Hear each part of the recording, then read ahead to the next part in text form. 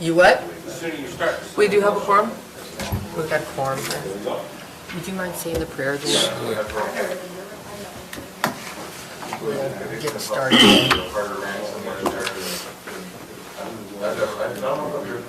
We're live.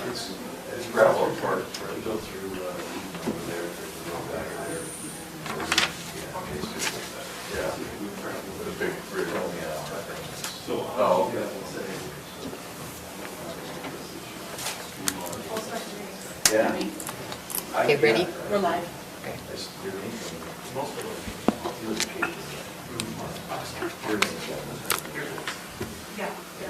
Okay, I'd like to call the Planning Commission meeting to order. Chairman Ross is out of town and he's asked me to chair the meeting. And I've asked Member Little to give the opening prayer, and then you will follow us in the Pledge of Allegiance. Our dear, kind Heavenly Father, we are grateful that we can meet together. Thank Thee, Father, for this community that we get to be a part of, and we pray that we can be able to share our thoughts and concerns, and that we can work things to have harmony here and peace and enjoy this community for years to come. And we pray for these things in the name of Jesus Christ. Amen. Amen.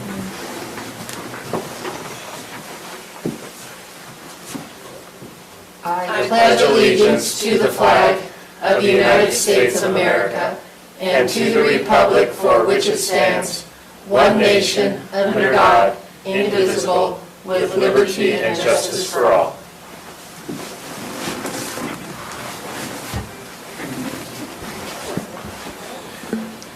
Okay, we have the agenda before us. Do I have a motion to approve the agenda? So moved. A motion by Member Bass. Do I have a second? I'll second it. Second by Member Little. All those in favor? Aye. Thank you. Declaration of any conflicts of interest with any items on the agenda? Okay, seeing none. Now's the time for public comment. We have 3 decision items, and they are all administrative decisions, so we will not be having public hearings. So if you wish to comment on any item on the agenda or the work session that we're going to be talking about animal feedlots, now would be the time for you to come up. And if you do want to make a comment, please state your name for the record. Thank you.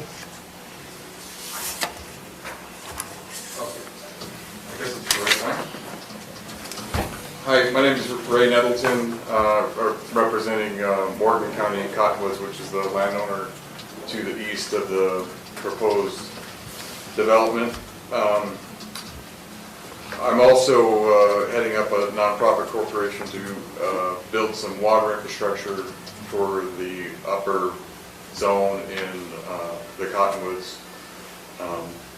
So I have a couple of concerns. Just on the background, it shows that there is an easement onto our property. To the best of my knowledge, that does not actually exist, so the background is inaccurate. We have an agreement to create an easement for Mr. Gardner, who owns a little piece of 3-acre piece in the middle of our property, but it's never been finalized, and we have the right to choose where that access easement actually goes. And we've never seen the portion of the access easement that is on the plans for in the 7D area. So we've asked, actually, speaking with Mark Wilkinson prior to this, in the contract sale between Wilkinson's to the developers, there is a provision in there where they're supposed to ask MCC where the easement actually is, or where it should be, and make sure it's up to our needs. According to Mark, it was up to a 60-foot easement. So I've asked, we don't need that, that would be excessive, so I've asked the developer to provide a 26-foot easement, and on the plans they show a 25-foot easement, and then in the background it shows that necking down to 20 feet. that size scale. So that easement does not meet our needs. Also, if you look on the grading plan, there's a drainage well that crosses the easement perpendicular to the line of travel. So it'd be a 4-foot dip. So if we ever wanted to actually get a horse trailer or something up onto our property, it would be inaccessible. So there's also in that easement that is shown, this 25 feet, we're requesting 26, they actually have a fire hydrant about 4 feet into the easement. We would ask them to put that on the property line so it doesn't further restrict that easement. The easement is also split amongst 2 lots. So I don't know, you know how that goes, where people next to an easement, they start putting a garden on there and they start encroaching into that easement. I think it would be logical to put the entire easement on one piece of property or the other and not have it split. So we're not having to negotiate with 2 different parties every time we need to come through there. I don't know all the language behind the easements, but you know, from our perspective, you know, there was a potential for you know, a recreational dwelling up the hill there. We might want electrical and water eventually. So we would like to be able to both, you know, put a driveway and have future utilities to our property. In regards to the water, you know, we've commissioned a study and we know exactly where the boundary is between the upper zone and the lower zone, or the middle zone, excuse me. And it goes right through the middle of the most easterly lots in 7B. Just, you know, I guess they've got a will serve letter from Cottonwood Mutual, but those people are going to be dissatisfied with their water pressure. We've made an offer we've asked the developer if they wanted to join our water group, and we would include some capacity for them so that those lots would have proper pressure. I guess my comment would be, you know, if it meets the standards, I guess that's their prerogative if they don't care about their water pressure. But you know, I guess I would like to know from a city engineering standpoint, if the developer is making plans to swap this area over to the upper zone by future installation of some PRVs and whatnot. My hope is, if they benefit from all the infrastructure we plan on installing above them, I'm hoping they would be willing to pay their fair share of it. But that's not exactly up to me. So I think that's it. I don't think that access is adequate. It's not what was agreed upon. I think also you mentioned in your report that there's a jog and they need to straighten that out. I think, and that's a reasonable accommodation as well. Thank you. Anyone else? Yeah, I hate to talk, I don't like this. Dane Wilkinson. I don't really have any complaints. I'm here for my dad, Max. We adjoin, our ground adjoins their ground. There's a pretty good drainage down through there that comes off the mountain where I just want to make sure that it's done right so it doesn't affect us. And that's really all I'm here for, is just to listen and hear what's going on. There's a pretty good, I know it runs for when snow melts, and then there's no water that comes down there. So I'm just really here for information. So that's all I got. Is that okay, Debbie?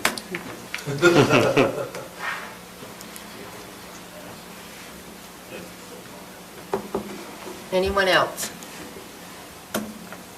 Seeing none, we'll move on to agenda item number 6. We'll have staff give an introduction.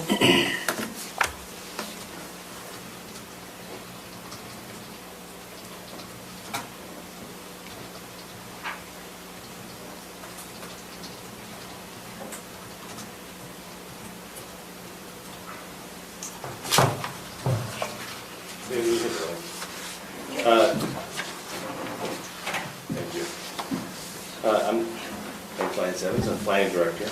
This is, the first application is for the Cottonwood Springview Phase 7A Plat Amendment. It is located in the existing Cottonwood subdivision. This is Silverleaf. County Airport is off to the west, and obviously Cottonwood's is Phase 5A, and the elementary school is a little bit to the southwest as well. This was platted, but they want to amend these two lots here to add in. That was the original plat, was just two lots there that would sit at the end of this road. And then they want to amend it to show, and it's hard to see here, they would create one larger lot and then an open space parcel that would then have an access road, fire apparatus access road. There would be a second way into the Cottonwood subdivision. The fire department did not have any issues with it, and they were okay with it. And then we'll talk about more about it when we get to 7B. But so this is a simple plat amendment, changing that lot to a larger lot, creating the open space and an access road. Was that by the direction of somebody? Well, the developer of 7A and 7B of this phase of Cottonwoods, So they just chose to take two lots to one? well, it's creating one large lot and then Yeah. an open space parcel with a secondary access road. Is that for a B? Is that to Yeah, help with and B? that'll create, and then that's, if this is, and that's why we had this first. If this goes through, then there will be a secondary access here that will continue the loop for 7B. Right now, the reason they did 7A is there was two dead-end streets. This is as far as we could go under our code with those dead-end streets. The overall proposal, we'll talk more about it in 7B, is that 7B will continue a loop around, but they still need that secondary access. It would have been to a little bit to the north. They haven't been able to work that out, so they're suggesting, they're amending these two lots and putting it here. Okay. And so this is the plat amendment for that change. Any questions for me? Can we invite the applicant up?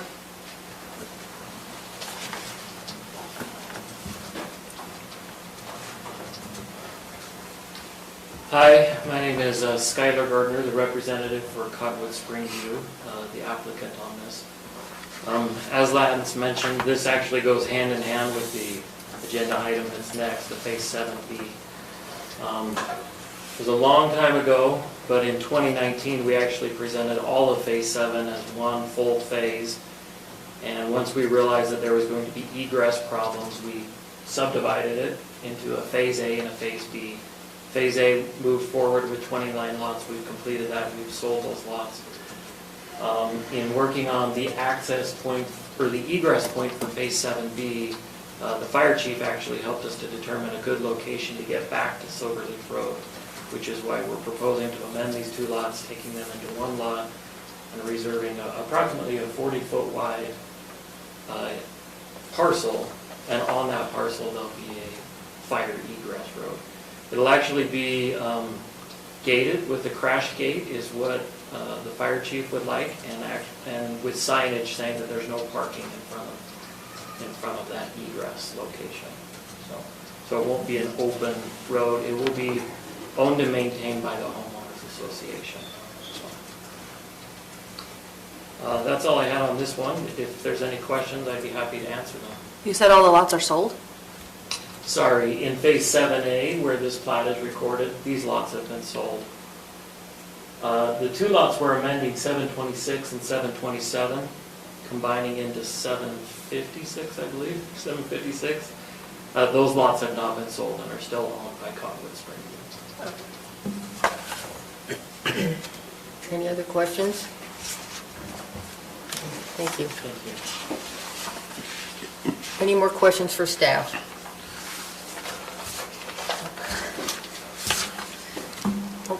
Madam Chairman, Yep.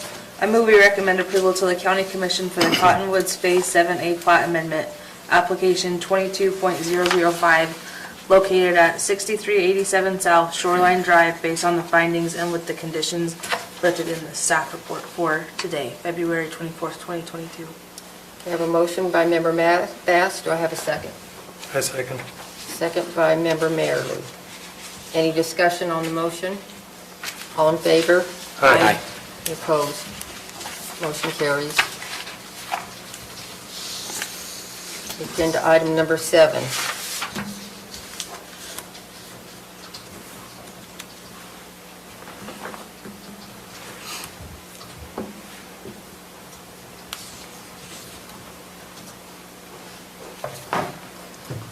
So this is a preliminary plat application for 7B. There are, like we just said, it's a continuation of 7A. It's going to, let's go over the basics first. We talked about the location. It'll be an extension of 7A. It is zoned in the Cottonwood Development Agreement, R1. It's part of that. So it's PUDR1.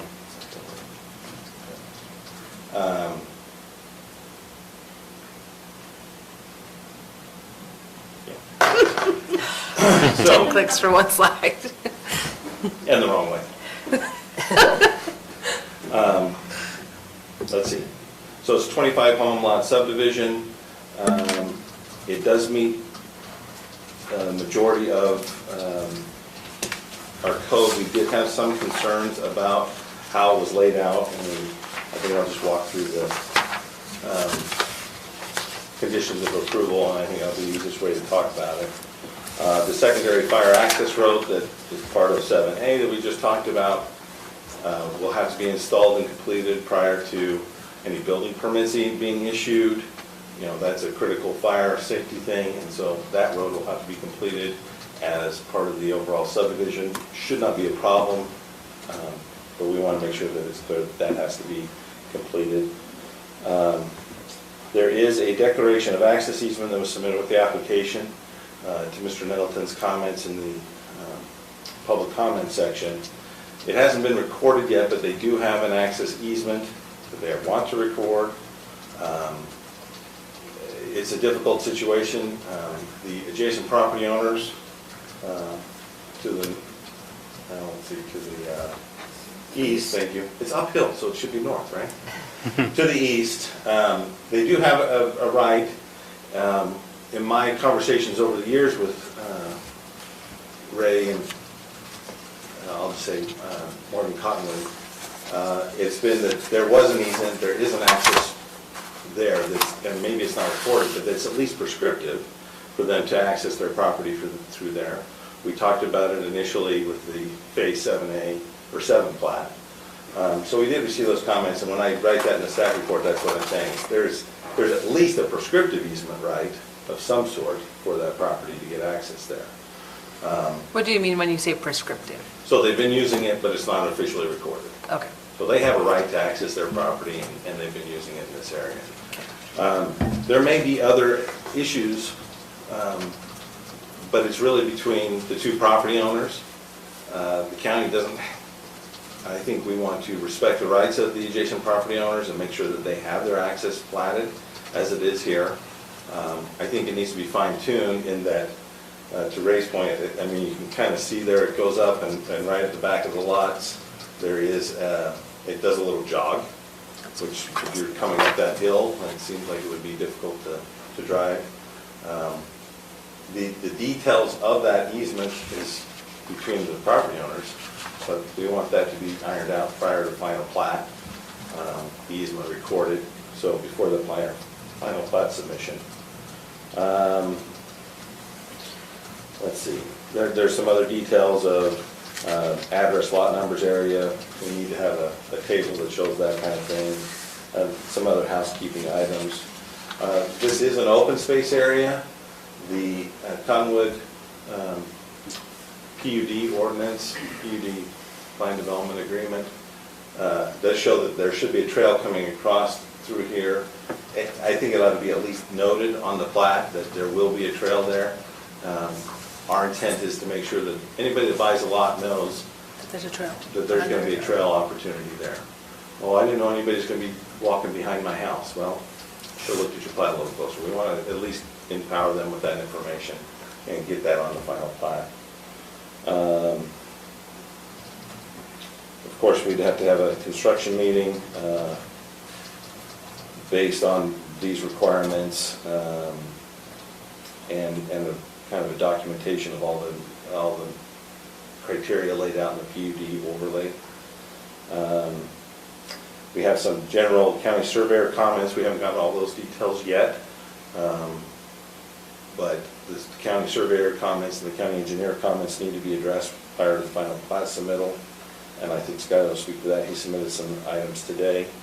And then the standard follow everything else in case we've missed something.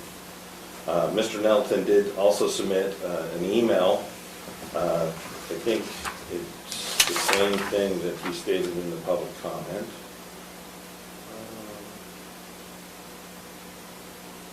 The water would be the other issue. Cottonwood, our requirement for a preliminary plat approval is that the water is, the will serve letter exists that they say, yes, we can provide water to this. Cottonwood Mutual Water Association has said that they do have the capacity for the water in the area and are able to do it. They have completed a loop water line. It's actually, I think, probably comes out there. As part of 7A. So some of that infrastructure is already in. Again, that's not a requirement. The water letter we have from Cottonwood Mutual Water meets the preliminary plat requirement. And they have detailed out what they expect in that. And then we talked about the easement. So Mr. Nelson had those concerns. I will let Skylar speak to more details. Any questions for me right now? The one question, did you want the condition added about the fire apparatus access road built prior to building permits issued? Does that need to be? I think, you guys can discuss it and discuss it with the applicant. I think additional clarification on that so we're all on the same page is not going to hurt. Okay. I think we would have to have that secondary road in before we issue permits anyway. But just having it here as a condition of approval will make sure we all understand what we're getting. Okay. Are there building criterias for that road? Yeah, and they have to meet the International Fire Code. Okay. And that's detailed out in the fire chief's comments. Okay. So it's 20 feet wide. I think he says Knox box, but crash gate was brought up by Skylar. Let's see, Knox box, 20 feet wide, 75,000 pound apparatus, certain grade, can't be too steep. So any of those requirements would have to be met. I have a question. So shouldn't this access easement be figured out before we move a preliminary plat? I think it would be nice. I don't think it has to. It's not the final plat approval. It's still, hey, we're still working on this. The applicant did submit an access easement that they're ready to record. So they could record that access easement. If the other party agrees, right? Well, it's between two property owners. So I'm not sure that it's the county's responsibility to enforce the purchase and sale agreement between Gardner and Wilkinson. It's hard for the county to get in the middle of that and say, yeah, this is what has to happen. We are making sure that there is an access. I am concerned that the access doesn't work as it's laid out now. So we've called out that as a condition of approval. But beyond that, I think it's getting a little bit difficult for the county to dictate to different property owners what they have to do. But it's up to you guys to weigh in. Any other questions? We'll have the applicant come up.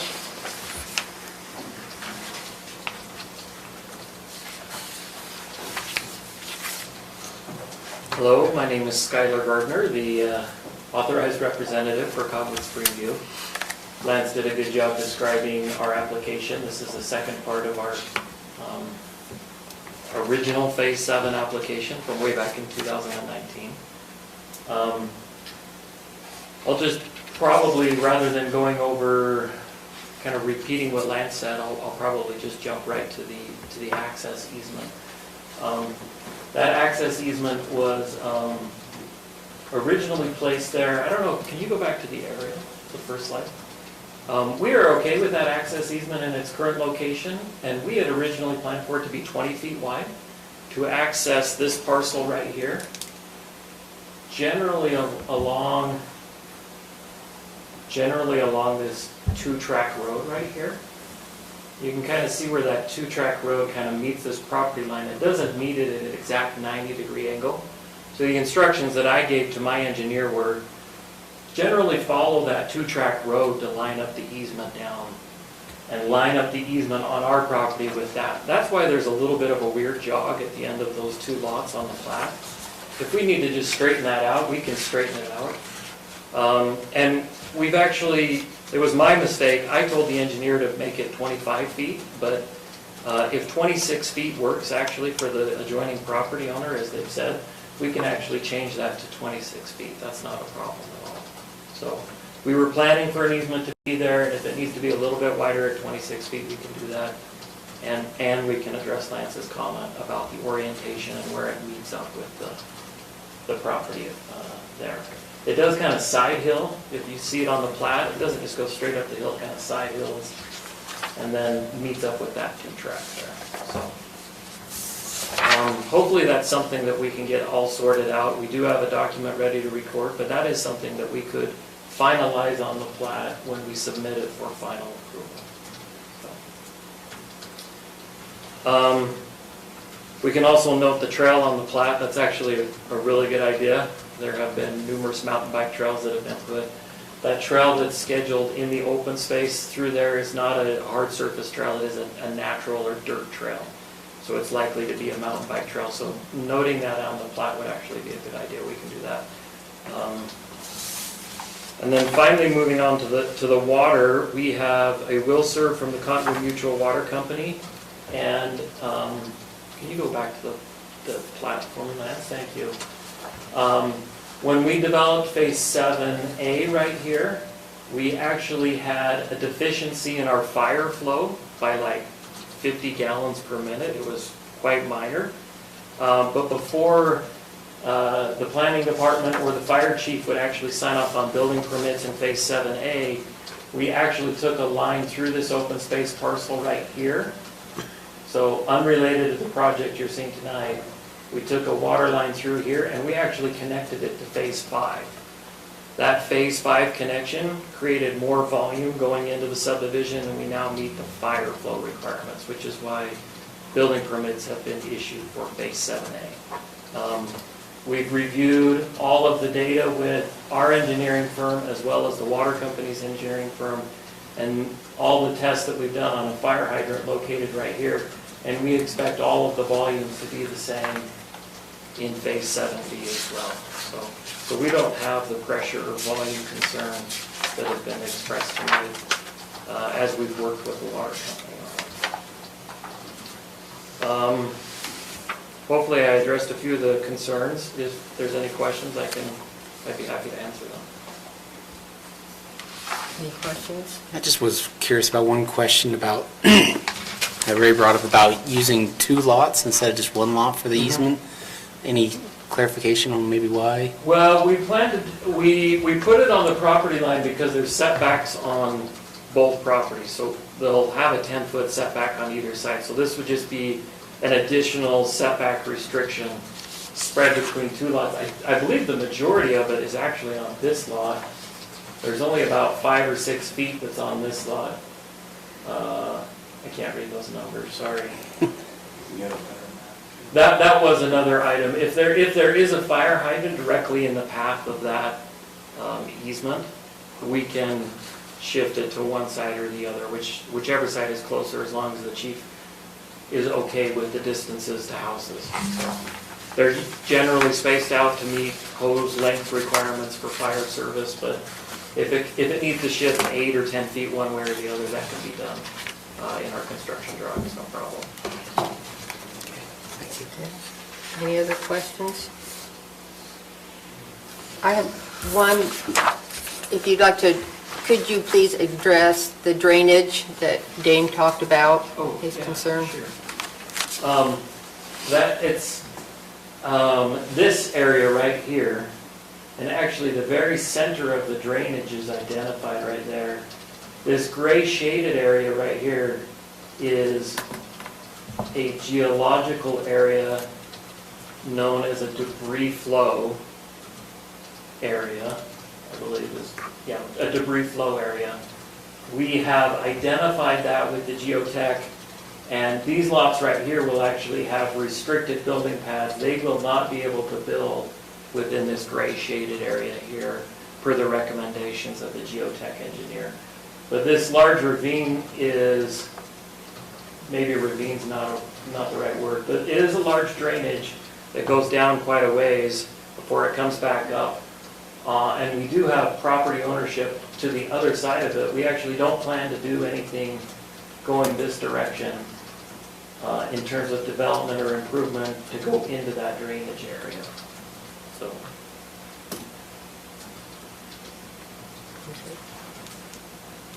And then one other question about building permits not being issued until the fire apparatus access road is built. Is that Yeah, your that's understanding? an okay condition for us. As I mentioned in Phase 7A, when building permits were about to be issued there, fire chief went and tested fire flows on the hydrants, and it was like 50 gallons per minute short. 50 out of like, it was like 1,380 or something that it needed to be. So it was really close. And they didn't issue permits there. We would expect the same. It's a responsible thing to do to verify that there is sufficient fire suppression available through the hydrants and an egress if necessary. So And the that would road, be a fine, an okay condition to leave on there. the road that we're talking about is the one that we just talked about. Yes, yeah. Okay, and I have a question about the plat. And maybe this is a question for Lance, but the one on, that you showed us, I guess the one that, I don't know if that's the one I'm looking at. Is this one like as if we had already passed that? Because the lots are different. Like where it says open space, right by lot 756? Oh, yeah, that's showing the future configuration. That we, That's assuming you have passed. Okay, The platinum okay. capacity, yes. so that, on here, it's not necessarily a second. Oh, that looks different. I feel like the picture we just looked at, that lot was a lot bigger. And the access easement was not, or the, Possibly, it might have been in a different scale. This parcel here is approximately 46 feet wide, and there's a 20-foot hard surface for the 75,000 pound. So on this map, it Fire shows the open apparatus space, this one So shows. you're saying that the 7A plat amendment drawing looks a little different than the 7B? yeah, Yeah. as far as that. It should be this, I didn't really get into the super detail on it, I thought it was pretty close. Unless I can't read a plat. Which Well, no, I could probably possible. just, I think Dusty was pointing something out. Just a minute.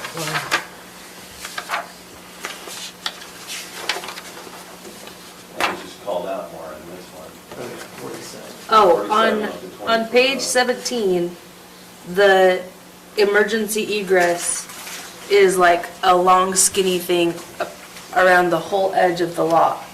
But in our packet on the phase 7B, the plat, it's like way fanned. Saying open space, right? Yeah, Yeah. on page, I'm trying to find the page, but I can't find the page numbers because they're just plat maps. On, Right after the Cottonwood Spring, right after this page. well, see, there's 7A. Well, this is 7B, that's the same. No, the page right after this. It's just not showing the difference between the access think that the road is just... It's shown on this one. Yeah, Just doesn't It's show the It's property just line. identified. It's not shown on the 7A. that might be possible, because we had originally had just a 20-foot wide road right against that property line right there. And the engineer said it actually will not meet the slope or grade requirement for a fire apparatus. So we actually had to shift it away from that property line out to here, 47 feet I off think of that that's the property line. difference. So there could be one of those sub-site plans or vicinity maps or something that might be version 1, but version 2 is what is intended. And on this one, you're only seeing the plat, so you're only seeing the That's- parcel. Oh, yeah, You're not this one's seeing- See, that's later. it, see. Yeah, we haven't traditionally depicted a road on a plat. Right.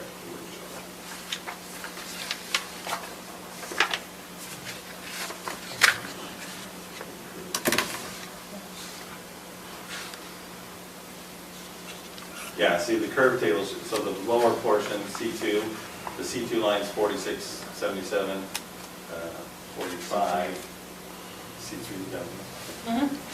Yeah, so it's showing that these are actually very similar. That's 46, and then on the FL side, that's 45. That's pretty, it's very similar on both plats, we'll make sure it's both approved. It's the same. Okay. Okay, any more questions? No, not for them. The only thing, whoever makes a motion, maybe to add condition number 10, that the fire apparatus access road is built prior to building permits being issued. Did you guys, I'm sorry to bring this, but did you want to talk about the drainage swell issue there? I mean, and I think Skylar kind of said that he would address and make sure that that road actually functions. Yeah, That's a bit of a dip there. Yeah, our development company on that area, we currently own 3 acres up above, sited for a new water tank. And so, yes, we would like the access up there as well to be So manageable. you don't have a problem fixing it. That road will function. It won't Yeah, have- if it's a it drainage won't have a swell, we'll big probably drainage just swell. put some type of culvert in it so it can go over.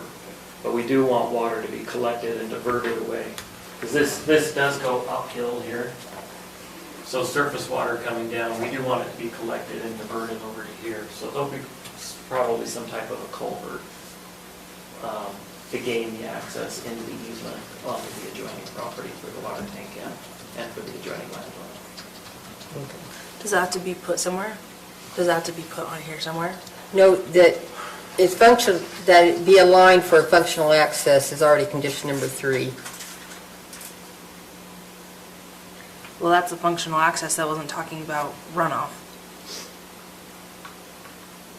Does like putting a culvert need to be on the plat somewhere? Saying that that's how you're gonna get Is rid of that all the that runoff engineering? going into Well, it would, the back of those lots? I mean, we can add a note to the construction drawings if we want to do that. I don't, maybe not the plan, but maybe the construction drawings would be fine. If you want to clarify that, that's okay. There's always 1 or 2 pieces of concrete pipe that get broken and then we go use them out in the build.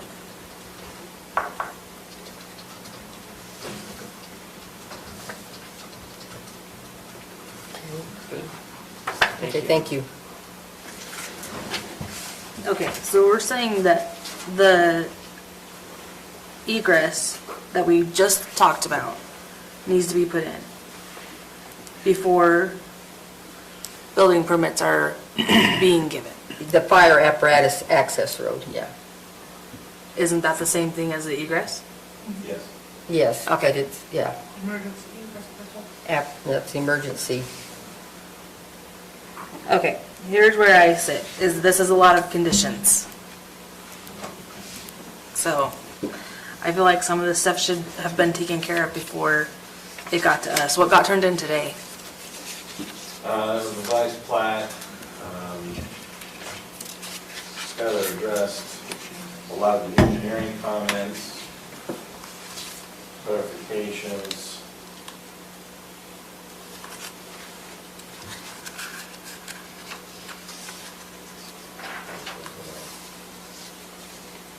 mean, the fire department, the fire chief's letter of approval dictates that it'll be at least 20 feet, 75. I mean, there's some details there that are gonna be added.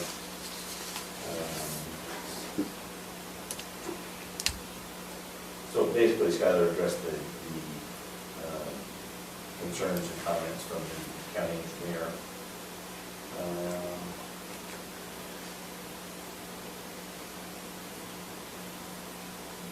Addressing storm drainage, things like that.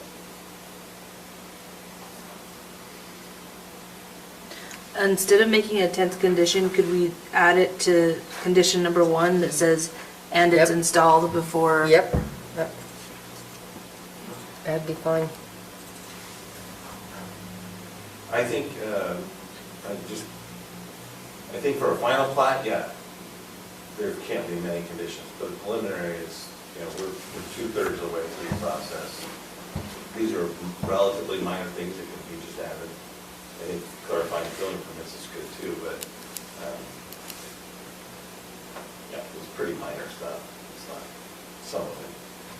There's only a couple big conditions that we need to make sure we realign, and that is that that's not a problem. Making a functional access easement.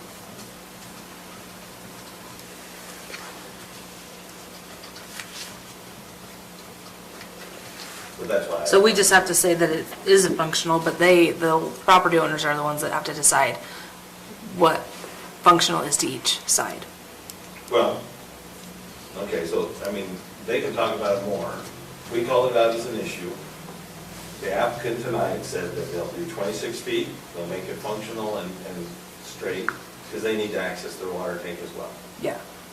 I think that covers the county's responsibility for the adjacent property. Okay. And the 26 feet will also help with that. Okay. So that can be used as an access easement for a dwelling unit, should that be the case. Okay.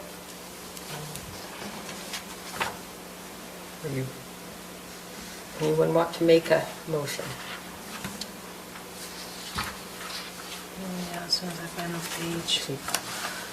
Madam Chairman, I move to recommend approval to the County Commission for the Cottonwood Springview Phase 7B subdivision preliminary plat, application 21.060, located at approximately 6400 South Wasatch Back Drive in Mountain Green, based on the findings and with the conditions listed in the staff report dated February 24th, 2022, with an amendment to item number 1, or condition number 1, that says that access road is installed before building permits are given. Do you have a motion by Member Bass? Do I have a second? I can second it. I have a second by Member Little. Any discussion on the motion? All in favor? Aye.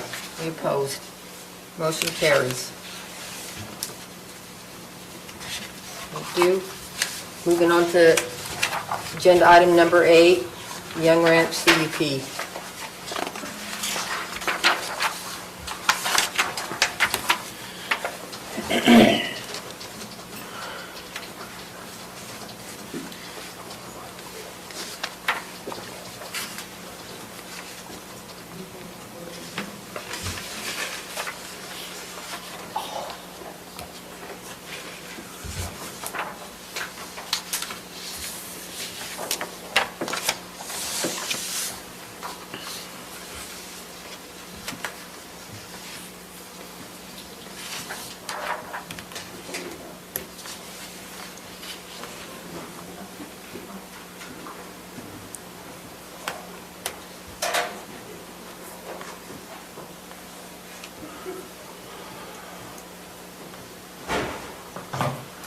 Okay, this is a request for a conditional use permit for a private recreational camp or resort.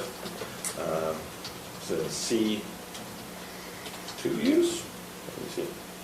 I think it's C3 use in the MU 160 zone. The property is out Highway 66. This is 160-acre parcel here. Trying to think, I don't know any landmarks out there to describe it any better than that. The highway is a little above, the road comes off and drops down into the property where they want to construct their resort.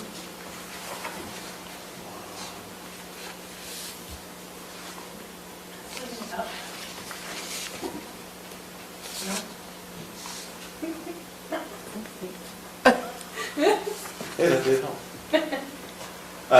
So here's Highway 66. The current access road comes down and goes to, there's a house over here that's not really part of the conditional use permit. This is the boundaries. Boundaries of the conditional use are here. And there's an existing outbuilt in here garage. They are proposing to build a pavilion. It's two-story, 5,000 square feet. It's actually quite open on one end, so the second story is really not that much enclosed space. It's covered, but anyway, a very open area. And then that's what they'd like to construct in the near future, and then eventually have, I want to say 15 cabins that would be on the property. And they're about 704 square feet. They are currently working and doing studies with Weaver Morgan Health Department on the water and septic system requirements. The river, of course, does come along here. The future septic system would be out here. But they wanted to start the land use permit part of this project so that when that is completed by Weaver Morgan, they could go directly into a building permit. And so they're trying to complete it prior to going too quickly, or so that they can move forward quickly as soon as the Weaver Morgan Health Department issues those permits. They do know it's subject to their own risk. That's the site plan. There's a lot. We want to talk about a lot of conditions. There are a lot of conditions on this project, and that is. As a conditional use permit application, we looked at it and I felt that although at a high level, the concept of putting the pavilion and these cabins here for a future resort conference center type thing for the property owner, that seemed to be like a good use. There's several other camps along 66 that are used and are not issues, a little further down to the north on 66. So at the high level, I thought it was okay. Now, when we got into the details of what would be required, that's when we started saying, well, okay, but where's the parking going to be? And what's the lighting going to be? And do we need to be concerned about the architecture? And so rather than hold up and wait until we got all that information, knowing that they're doing more additional detail, I am recommending that they would, they still have to meet all these requirements, but as they go forward and prior to their building permit issuance, we have a good hammer there to control. We aren't going to issue a building permit until all these elements are addressed. That, you know, and some of them are very common, obvious statements that just haven't clarified it enough for me in the application, that no land or vegetative disturbance will be outside the area, that they'll get floodplain permits, that they'll have culinary water and septic. The stream alteration permits may be necessary for their little channeling that they want to bring around, as I would guess would be a decorative little stream. You know, they need to show that their lighting plan will meet the county code. You know, signage, I don't anticipate that they would have significant signage, but we need to see it before we issue building permits. And I just, looking at it, I mentioned parking. What's a Knox box? It's a lock box that the fire department has a specific key to that they can get into quicker. All fire trucks have access. They have a specific key. I don't know how to describe it any better now. It's a. But then the one they were talking about on 7A, what did he say they wanted? Well, I thought they said they wanted a Knox box. So that's a key that the fire department can go and unlock the gate and get in. A crash gate would be just anybody could, if they hit it hard enough, the gate would pop. Oh, okay. in my mind, I'm pretty sure that's what it is. So that, the requirement here would be that if there are any gates, I don't know, if they're gonna shut it down part of the season or something, and they put a gate up here at the road, the fire department would still be able to get in, and it's just to preserve that access. And then clarification that this road will hold the 75,000 tran apparatus, and it's at least 20 feet. We need to add a turnaround to the end of the road here. If the fire truck has to come down to cabin 13, it can service it and put out the fire there, but then I can turn around and get out. Or really, the turnaround's for, they can't control the fire, they can get out. How far is that from the main road to that 13? Maybe you're gonna ask. I believe that's 700-ish. I think that's 800 to this T. So that would be another probably 1,600 feet. And what's the rule for road going in and no And the subdivision getting out? ordinance is 750. With this conditional use permit, they would only have the one access to that. The fire chief was only concerned about having, he provided comments, he wanted to have the turnaround here. He wasn't concerned about it other than that. With the turnaround, the width, he would be okay.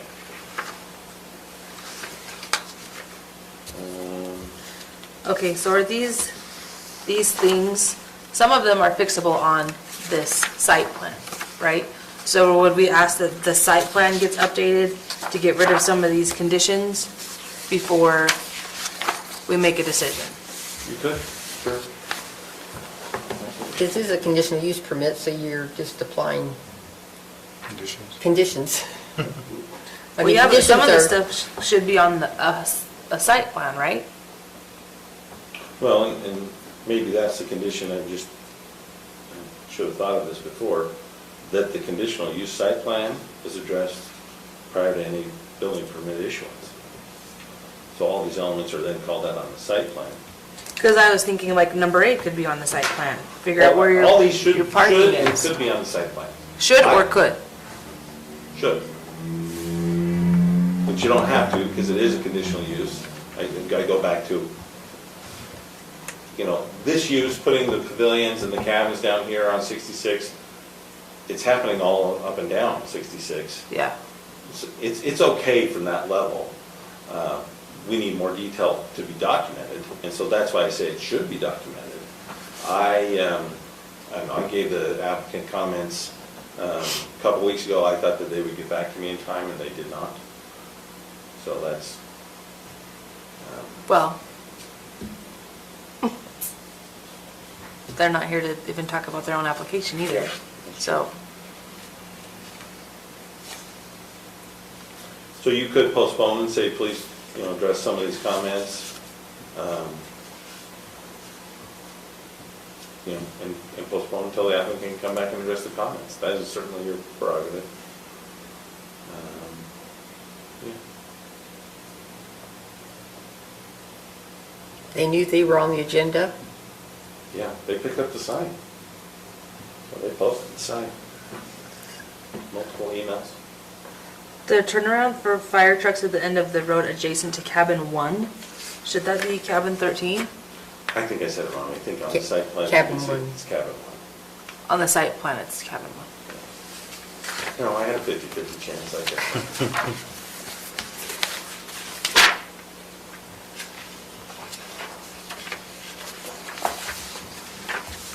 You say this is a C3, so it'll be going to the commission, or is it C2? I believe it's a C. Let me double check. What's the motion? It's a C3. It goes to the county commission.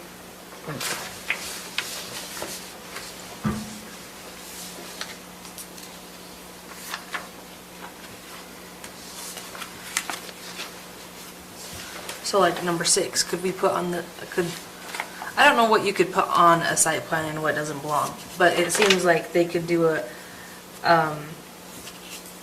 show where the floodplain is. They have, you just can't really see it on that. But they have identified the floodplain. If in your packet's a little clearer, let me just pull it up.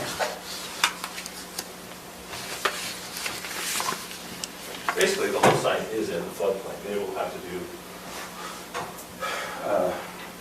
several things to make the buildings meet the floodplain requirements.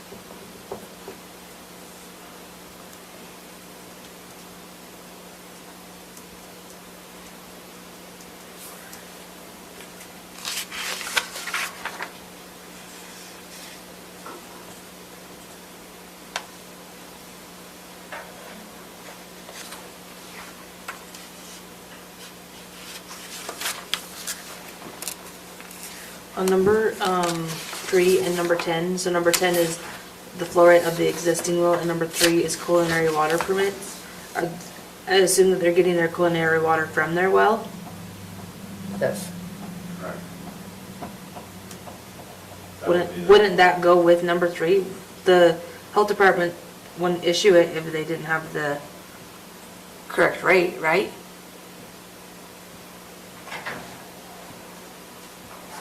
So we could cross 10 off, because it would be covered in number 3.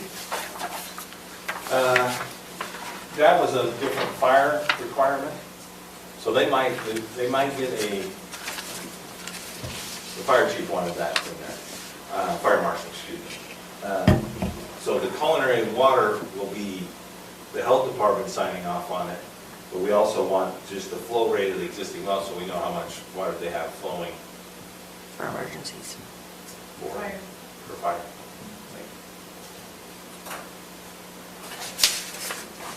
And are they putting in hydrants? Fire hydrants? They have not identified those. Is that something that they would need to do? The fire chief is asking for the 50,000 gallon tank. Oh. Just a dry, well, it's dry hydrant hookup. So they would have a 50,000 gallon tank and a dry hydrant hookup on this condition.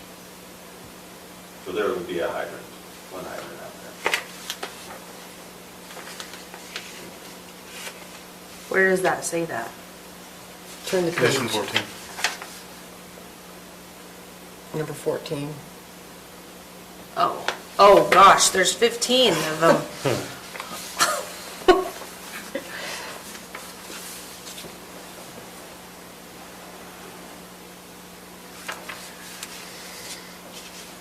Just by a hammer. The floodplain is this very likely line. Goes through there. So the whole thing is in a floodplain. Correct.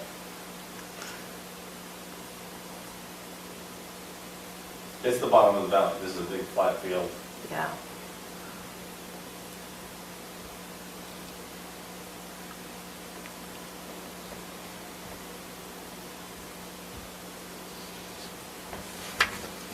What do you guys say? Think, well, it's, Well, what's your level of confidence or comfort? Not confidence, comfort on this? Kicking it out. We haven't heard from the applicant. They did post it. We did do the notices for tonight, so we wanted to keep it on the agenda, but I understand this is a conditional use permit, but I would like to see a little less conditions listed and more information on there, I guess. But maybe that doesn't even matter. Like, It would be why, better. they should be able to, I should be able to look at their map and know where all their parking is, and there's what, 10 spots for 13 cabins? well, and I suspect that this is parking, but it's not clarified. I think parking needs to be taken care of for sure.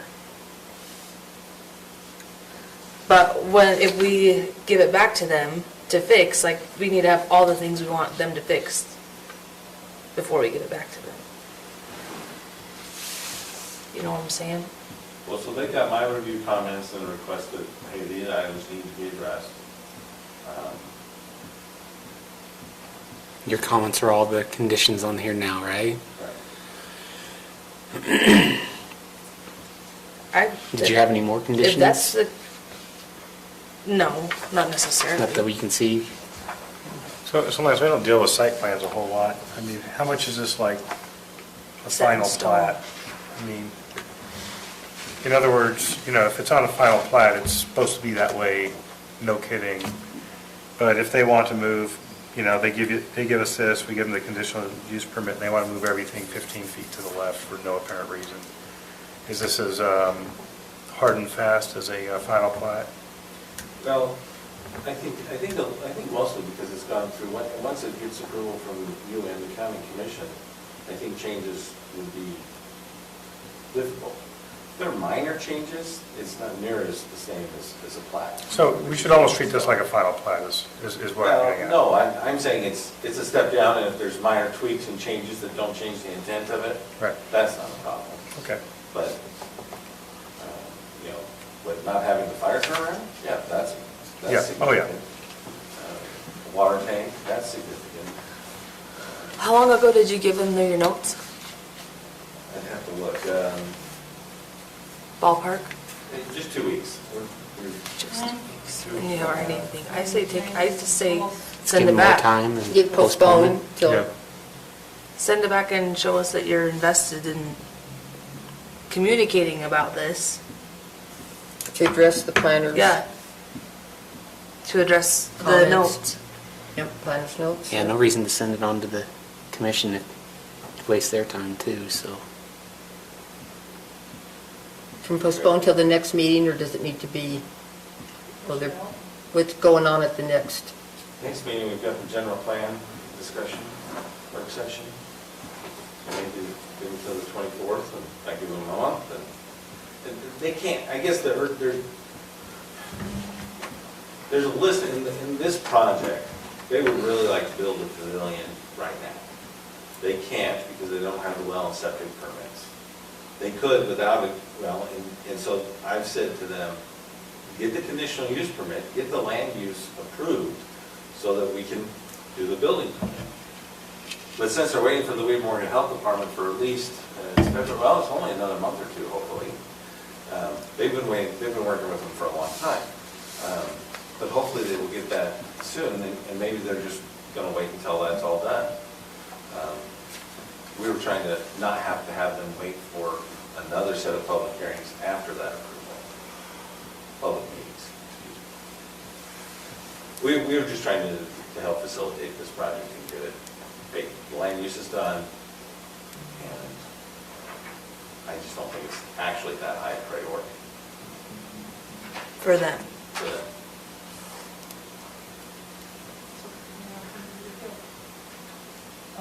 Oh. What? Postponing it wouldn't be. For a month or, Yeah. Well, if we hear from them, we can bring it back on the 10th. But if we don't hear from them for 2 weeks, there's no point having it on the 10th. Well, part of my deal is like, they're not even here at all, and you haven't heard from them for 2 weeks. So why are we making a decision? Well, on this? because we advertised it. The initial discussions were, "Oh, great, let's get this done, let's go." And so by the time I got the review done, which took a couple weeks, you know, I don't know, maybe their priorities shifted. Obviously, their priorities shifted. yeah. Yeah. But if they're ready in 2 weeks, that should be fine, but We can always, so I would, how do you want to? Postpone it until, for a month, and then if it comes back earlier, it could come back earlier? Or postpone it for 2 weeks and then push it if it needs I to? guess at this point, I would say, let's postpone it to a specific date. And the 10th would be the better date. Okay. And if we haven't heard from them, we will postpone it to the 24th. Okay. And so I guess in your And- motion to postpone, I would ask that you say postpone to the 10th. But if the staff has not heard from the applicant, they will vote that staff will automatically postpone it. And the purpose for postponing is so that they can work on these 15 things that So they can document should get hammered out. and establish the Yeah, condition. okay. Okay.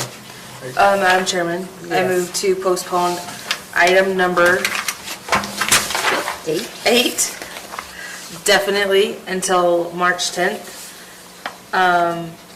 Unless staff has not heard from the applicant, then postpone it until March 24th. 24th. So the applicant has time to work on all of the conditions and get their site map or site plan ironed out a little bit. Okay. We have a motion by Member Bass. Do I have a second? A second. Second by Member Merrily. Any discussion? All in favor? Aye. Any opposed? Motion carries.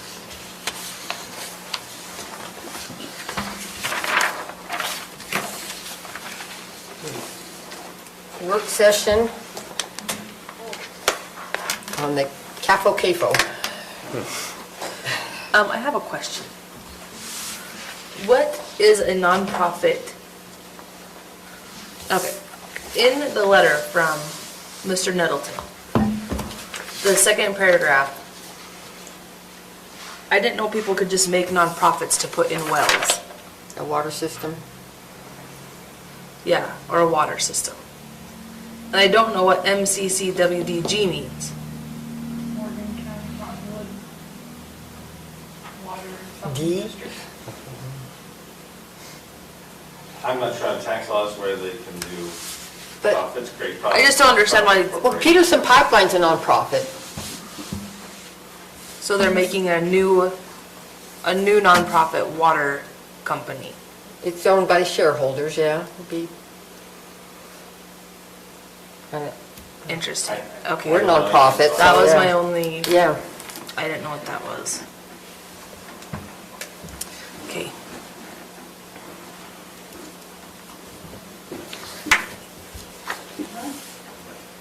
Okay. Okay.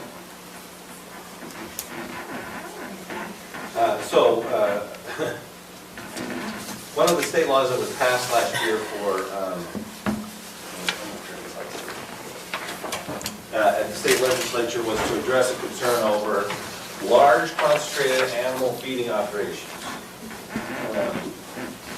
And the issue there is that, well, apparently these large animal feeding operations, concentrated animal feeding operations, were being denied in all counties based on some very vague and probably, the state legislature believes not some specific criteria.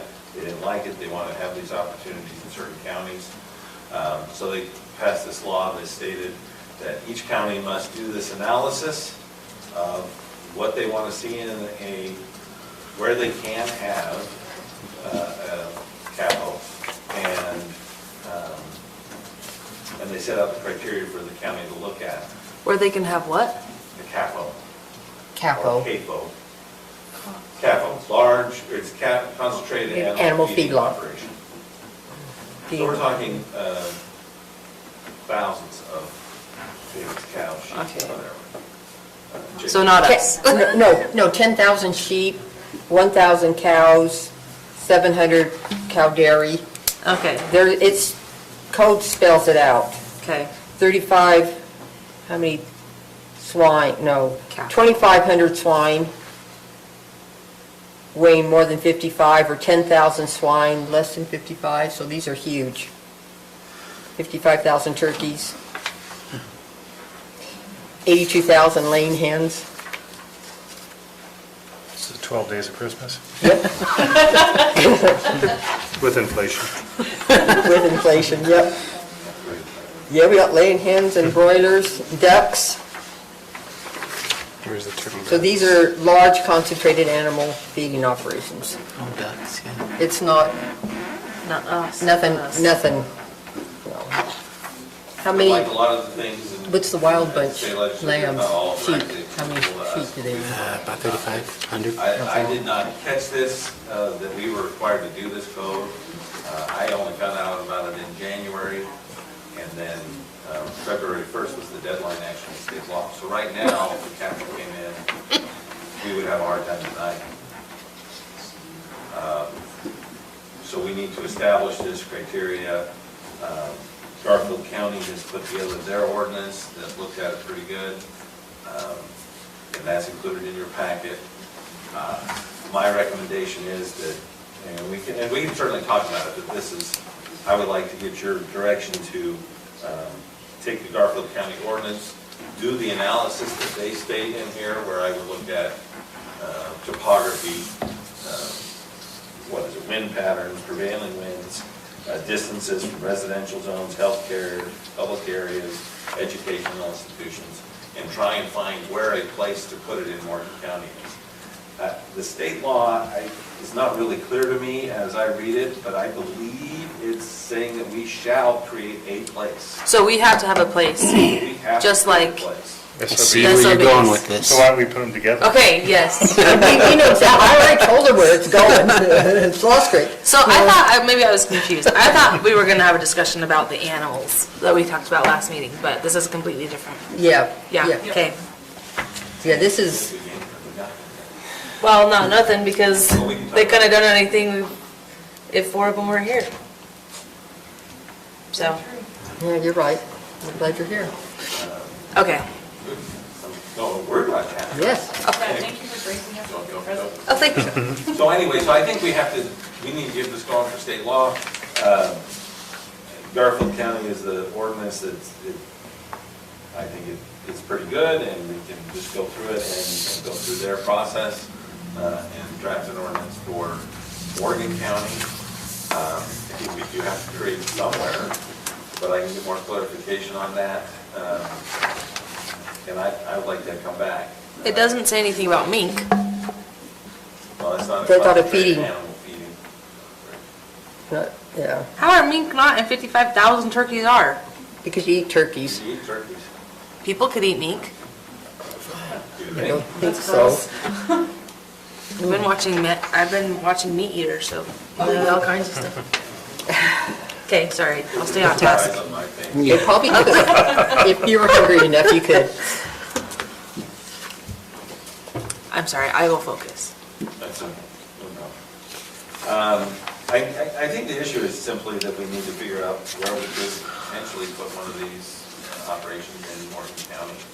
I haven't done the analysis yet, so I haven't really thought about how we should do it. Does it say anywhere how big it has to be? Like how many? It does not, it says it shall provide a place. But it needs Like I said, infrastructure, you need water infrastructure, and that's electrical power infrastructure. I mean, Morgan County, it's, Like Salt Lake County, where are they putting theirs? I mean, I don't know, they submitted their Or thing on the Davis. 1st of February. in Davis County, I want to know where Davis is. yeah, I mean, I think you specify, but then you can start putting distances in, and it might take it out, I don't know. Because it says, for example, Garfield is 1 mile from any state highway. Well, that kind of takes out everybody but Lost Creek. I think it would be really hard. And Debbie made the comment to me earlier that it's like, these guys need large tracts of cheap land. And that's not tons of here. water. That's not here. And that's not here. No. I don't think, it's the state legislature making a mandate that we need to comply. The intent, I think, was to protect the feeding operations, Yes. but it's kind of made a mess of things. Well, and how do you pick if there's no size requirements? We pick a 1 acre lot somewhere and say this is where it's gonna be? we're charging 25,000 chickens on this. Yeah. Doesn't say.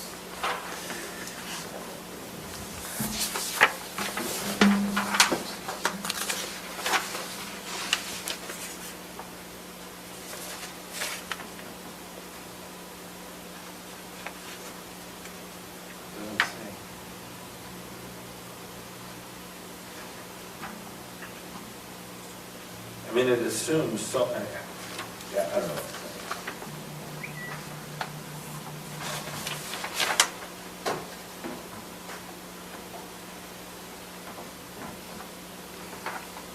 We have a county commissioner here that might have some info on this, some insight. If you'd like to come up, yes, please.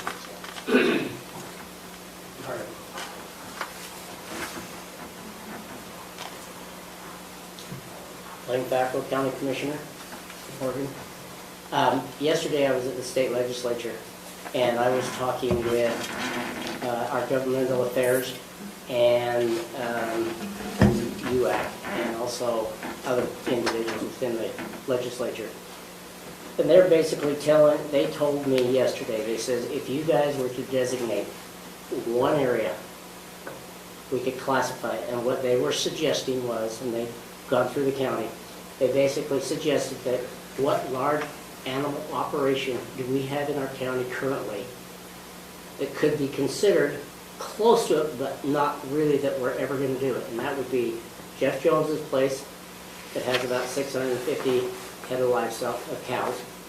And of course, his are not concentrated, but that could be designated as an area, and that would classify, or it would take care of our necessary needs for this law to be in effect. And that would mean nobody else would be able to have it. But, and it makes it to where our county can still be what we're trying to make it be, but it would just make it to where somebody comes into Lance and says, I want to have a feeding operation in Croydon. Well, I'm sorry, the only place it can be is in this area where one existing place is now, or Mike Morgan. I was going to say Mike Morgan fits better than Jeff Yeah, Jones, Mike Morgan because his would is be a better already one. a feeding operation. That's right, and so you could classify that one area that would be it for the whole county, and you do not have to have other designated areas. And they have fed up to 1,000 cows, so they've had, And so it's an existing one already, and it also prevents anybody else from coming in and saying that I want to put one in Croydon. okay. See, and I'm like, what's the problem with putting one in Croydon? Yeah, we'll throw that one in. You could do that, and then the problem is then Mike Morgan already has one, which might be in violation of the capital laws. But he's not up to his not numbers up to are the down 1,000 now, yet. yeah. But I'm just saying that's what they were saying. To comply with the law is if you wanted to do that, you could do just one area in the whole county and not even have to worry about anything. Okay. That's so stupid.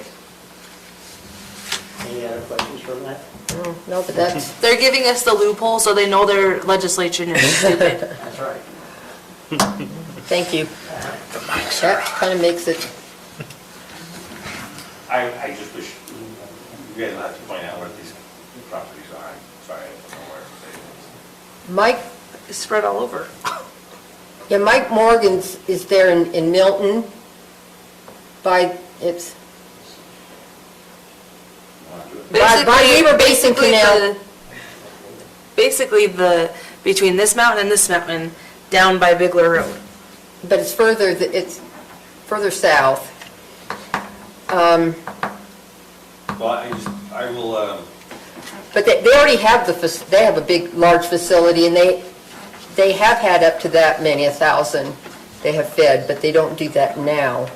But they've got, this is not, I guess this location, so if it's off Bigler's, is it this area? no, It's, I don't know what that road down in the Madsen place is called.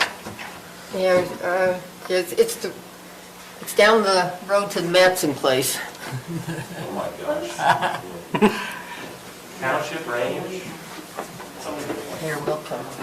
Remember that tree that used to be there?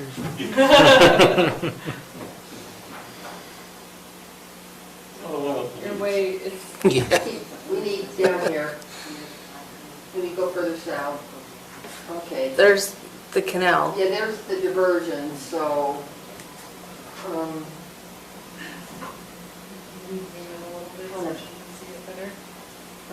trying to, Well, this is close enough for my. That's it, that's the area. just Yeah, right, so- right, Yeah. right Do you here. really want to put the one place in Morgan County to be dead center in the middle of the valley?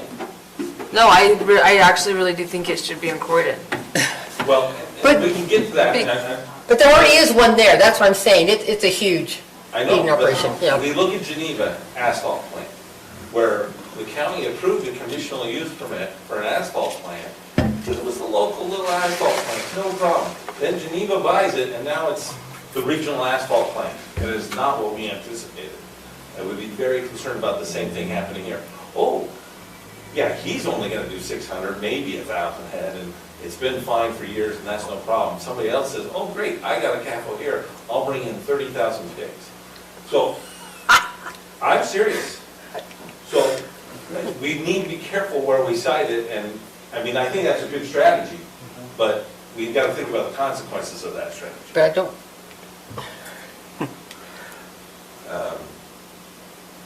Okay, I'm thinking like But we could set right up across from the limitations. cement plant. That big open field, the wilds, and there were, I don't know whose it is. wilds. Wilds. That would be Well, I mean, perfect how for many sheep 50,000. Isn't that where the Substation is? It's there by the substation. substation's there too? Where they used to do the Widowmaker. Yeah. But I thought you already subdivided, or put that as a adult. Oh, no, that's an industrial area. Yeah, that's it. It's very similar to that, actually, though. but- Yeah. Is it People are next zoned to each other. It's industrial? certainly accurate. Is it zoned industrial? Yeah, and does our zoning matter? If we have to put No, this in, we do can just have to say- put it in a specific We zone. can just put it in an industrial zone. Well, if you read Garfield's, I mean, they went through and analyzed, this is measured from residential areas, healthcare, public areas, educational, religious institutions, commercial enterprises. And what the state code says is that you can't only do it by setback from something.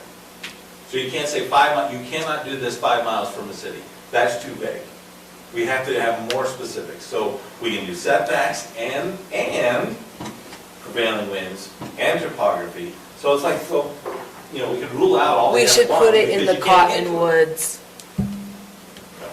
Yeah. They already have a big sheep up there. How many sheep are those people running? So they're not. They're not, it's not a feed, it's a feed lot. It's not range, it's feed lot. Concentrated feed lot. Transportation, water, and power infrastructure. Well, There is not a lot of spots, and we'll find, so I guess, I- who would I talk to about figuring out who's got a large animal operation, animal feeding operation in the county, period? The largest ones. we've already told, So it's Jones and, Jones doesn't have a feeding operation per se, a large one. Morgan's are the only ones. And they're less than 1,000, right? You have, it's How in the many city dairy though, you cows? have Clark Dairy, but it doesn't match these numbers. But they're in the city. They're like smack dab. How many cows are they doing? About 300, I think. And this one is for 700 mature is dairy. Wilds had about 300. Schultz, Mike Schultz has quite a few cows. Hey, he's We- up in prison. We've discussed this already. maybe you would do a better job writing this one. Yeah, right? We can designate Maybe that's why he's written. Sawmill Ranch. So there's really no expectation except power, water. Transportation, power, water, topography, wind pattern. I mean, And if we, let's say that we did choose Mike's, right? Does that make it so he can't do anything? No. His, No, it's just saying if you want one, there's where you're going to go, and he doesn't have to sell to someone. What? I go to my Geneva example, that makes me nervous. But where it's picking located, somebody's ranch already versus just picking a spot in the county, Well, right? I think picking somebody's ranch would be great, but if that's where it is in the middle Oh, of just a town. but it's on the other side of the canal. I mean, there's a lot of, There's still a lot of space down there. yeah, it's, maybe you need to go on a field trip. I'm not allowed to leave the office anymore. Are you kidding me? Oh, Yeah, I made a new office policy to counteract all the office policies he's given me. what about up in Porterville area? There's no, It's there's not an existing, Yeah, there's an old dairy. yeah, but it's not a, These? yeah, but he didn't even have that many cows. I mean, it's, Well, we don't have to do it where someone already has cows, though. We could just do it in a location. I mean, the discussion is, Morgan's really not as rural as we'd like to think it is. Well, Just the We're- topography, Yeah, the mountains are what kill us. yeah. We don't have the large open spaces to put it. What about up here on, oh, there's not enough water. Dang. Mm-mm.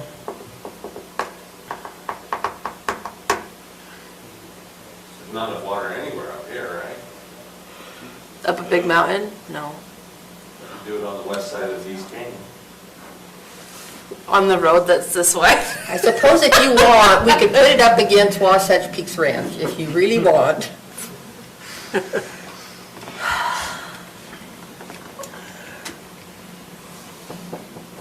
In the interest of time. On the Bowman's 160 homestead,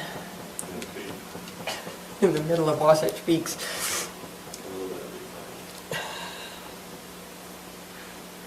Is that the one that's? How it's almost how like close all are the they way considering close, isn't it? It transportation? is, it's that little square. We get to call the shots. It's so vague that we can say, but if we couldn't, we can't say, you know, up here in section 37, that's, you know, 2 miles. Inaccessible. Into the most rugged terrain ever. I mean, that's like, come on, Morris County, you can't do that. I think we would have a hard time. But if we put it along, you know, some of the MU 160 or something, Or across from the cement on plant. Lost Creek, you know, is there a place? And not to say it would be there, we're just saying if there is one in the county, this is where it's going to be. And it doesn't require the landowner to have one or, I think we Sal? need to do the process of looking at it, talking these options, and create the ordinance so we can check the box with the state. Okay. So I'll take a shot at that and maybe, yep, yeah. If you'd like to take a field trip, would be, email out my analysis of and any suggestions you guys have of, hey, this is where we should put it. You know, that might meet this criteria, that's not right next to a school or a church, or a city. I mean, you don't want it next to a river, just because of the manure management. this is, It's- where everything is Haley. Haley could have put together a nice GIS map with a radius around 1,000 feet from every church, school, residential area, city boundary, and we'd look at a map and go, well, this is the only spot. So we've done that analysis. It's not the mouth of Weaver Canyon, so it's not a high wind area, you know, go for it. Anyway. But I'll take a shot at it, but if you guys have suggestions of, and maybe Mike's is the best place to do it. My suggestion is putting it in Croydon across from the cement plant. Because it's already open, there's power, there's water, it's not already a feedlot, it's not in the middle of town. We've got a spot. We can check the box. It doesn't mean that the wilds have to sell. It doesn't even mean the Wilds would even know about it, really, like, we didn't even know about this. Well, I know that they would know, I'm just saying.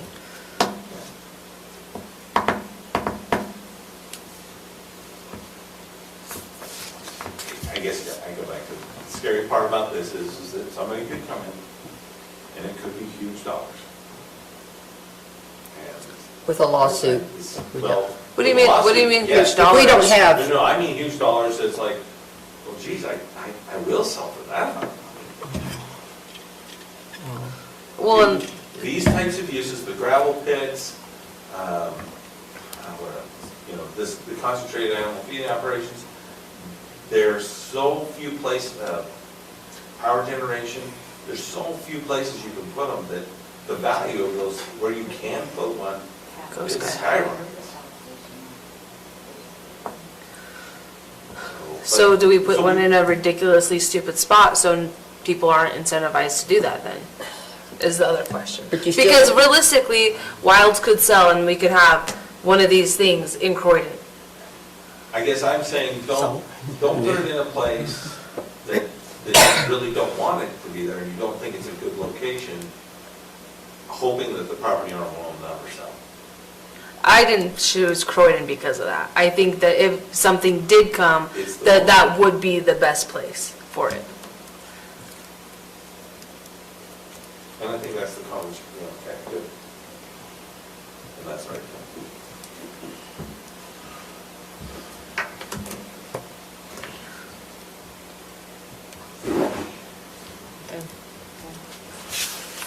Are we done with that? Well, I will look on that and bring something back to you. in like 24. When are we gonna talk about the animals? Remind me what you're bringing me. The guy that wants a horse and can't have a horse. Remember from last meeting? Yeah, We'll get to it after general plan.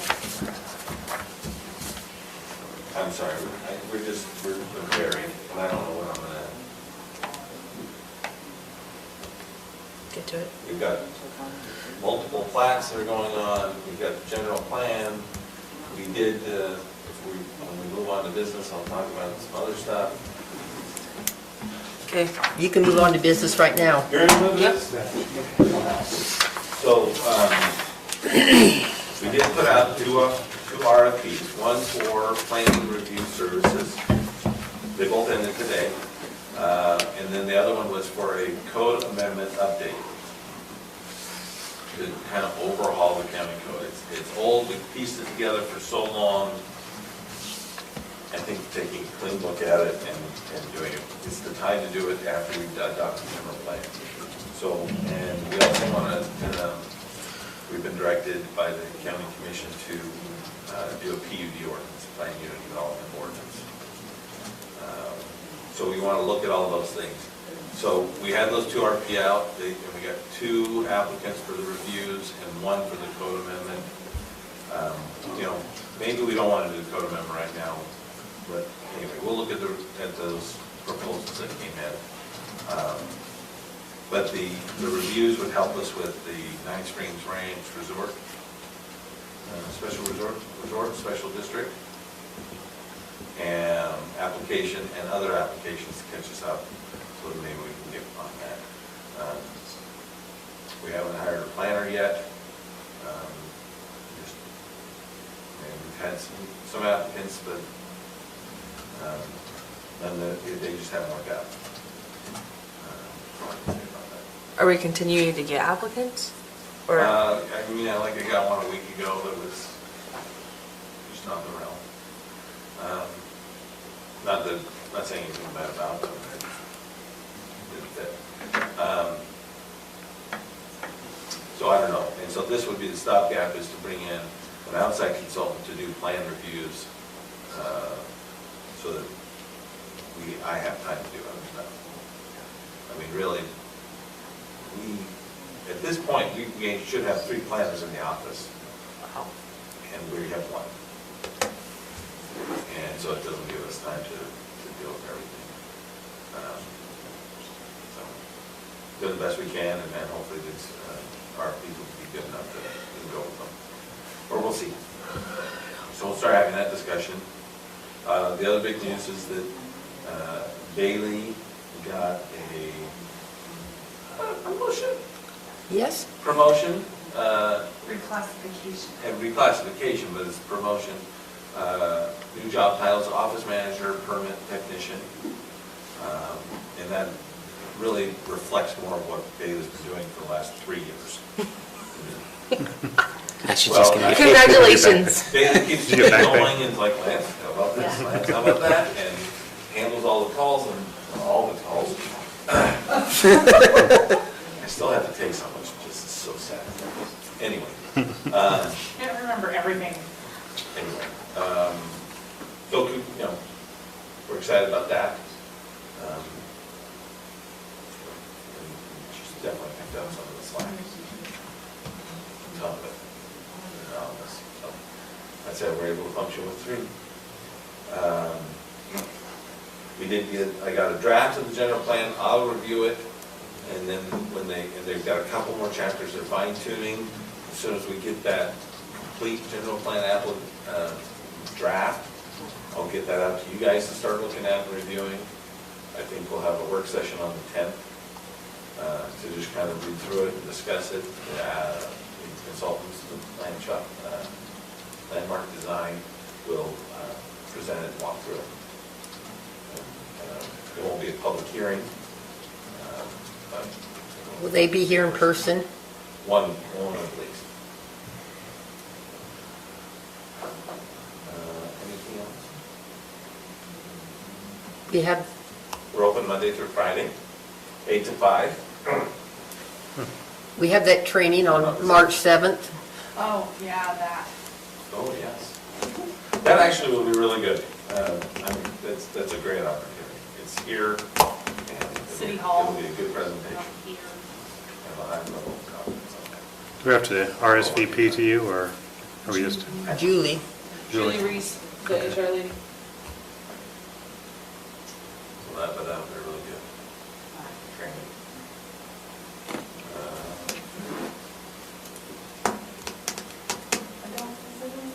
Any, That's all we have.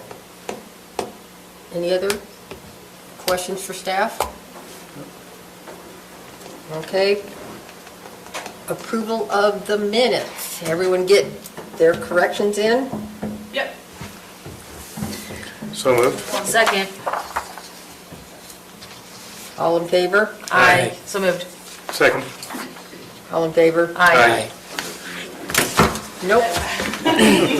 Hey, you know what? You did well, Bailey, on the minutes. Surprised we could adjourn without Shane?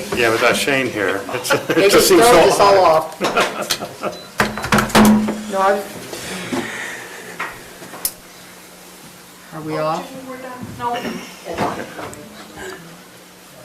the camera's still on. Ben.